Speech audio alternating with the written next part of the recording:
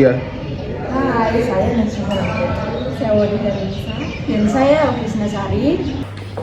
Oke, Nesya, apa sih itu konsep regulatory sandbox? Saya akan menjelaskan konsep regulatory sandbox. Regulatory sandbox merupakan konsep kerangka kerja regulasi yang inovatif untuk menghadapi pesatnya perkembangan financial teknologi atau fintech. Dalam konteks ini, regulator itu menyediakan suatu ruang aman atau safe space bagi perusahaan fintech untuk menguji coba produk, layanan, model bisnis, atau inovasi teknologi finansial lainnya secara terbatas di pasar nyata tanpa langsung dikenai seluruh konsekuensi regulasi yang berlaku. Selanjutnya, coba jelaskan tujuan utama regulasi fintech. Ada beberapa tujuan utama regulasi fintech. Yang pertama itu menyeimbangkan dorongan inovasi dengan perlindungan konsumen dan stabilitas sistem keuangan. Yang kedua itu regulator dapat mengawasi eksperimen fintech dalam skala kecil. Dan yang ketiga itu memastikan manajemen risikonya memadai.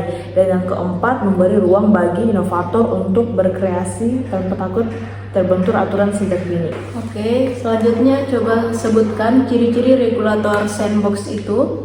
Oke, baik. Ciri regulatory sandbox yang pertama itu ada lingkungan yang terkendali. Uji coba dilakukan dalam skala terbatas dan berada di bawah pengawasan ketat regulator. Baik regulator maupun peserta bersama-sama mengatur parameter pengujian seperti durasi, jumlah pengguna, dan layanan area, serta langkah-langkah pengamanan seperti transparansi terhadap konsumen, uji coba, dan penyebaran risiko.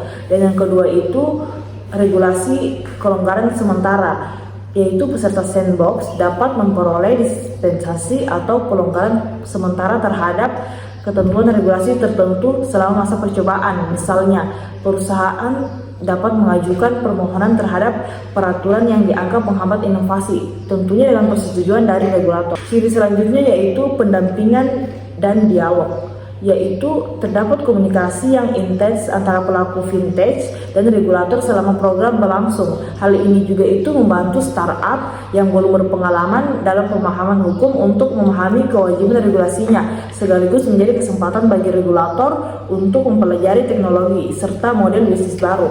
Dan yang ciri keempat itu durasi terbatas dan strategi keluar. Program sandbox biasanya memiliki jangka waktu tertentu, misalnya 6-16 bulan.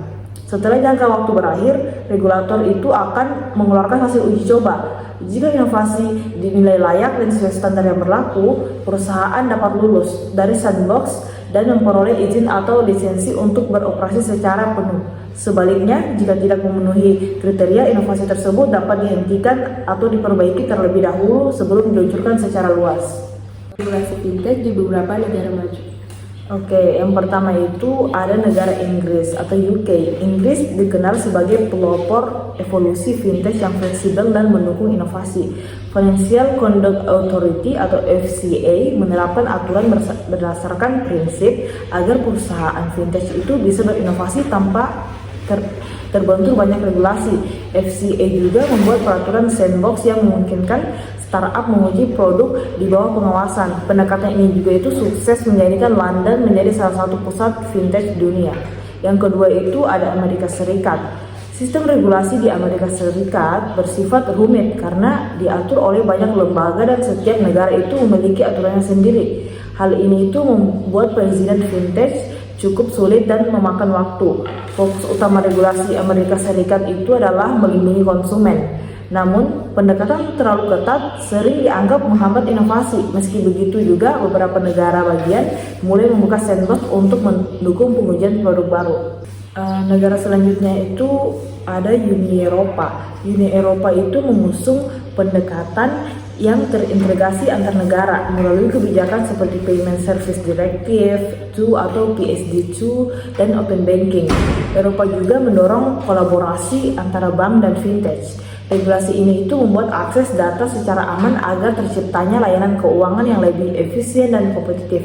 Selain itu juga, perlindungan data diatur ketat melalui GDPR untuk menjaga privasi pengguna. Selanjutnya itu negara Singapura. Singapura memiliki regulator tunggal. yaitu Monetary Authority of Singapore atau MIS yang sangat mendukung inovasi. MIS menerapkan sistem sandbox sejak 2016 dan dikenal dengan pendekatan test and learn, di mana regulator dan industri itu belajar bersama saat menguji inovasi. Kebijakan yang cepat dan fleksibel menjadikan Singapura menjadi salah satu pusat fintech terbesar di Asia. Dan negara terakhir itu ada Tiongkok atau China. Awalnya, pemerintah Tiongkok itu membiarkan inovasi fintech berkembang secara bebas seperti Alipay dan WeChat Pay. Namun, setelah muncul banyak masalah di sektor peer-to-peer lending, pemerintah memperkuat aturan dan menutup ribuan platform ilegal. Saat ini, regulasi fintech di Tiongkok itu jauh lebih ketat dengan fokus pada stabilitas dan inovasi yang terkontrol seperti mata uang digital atau CNY.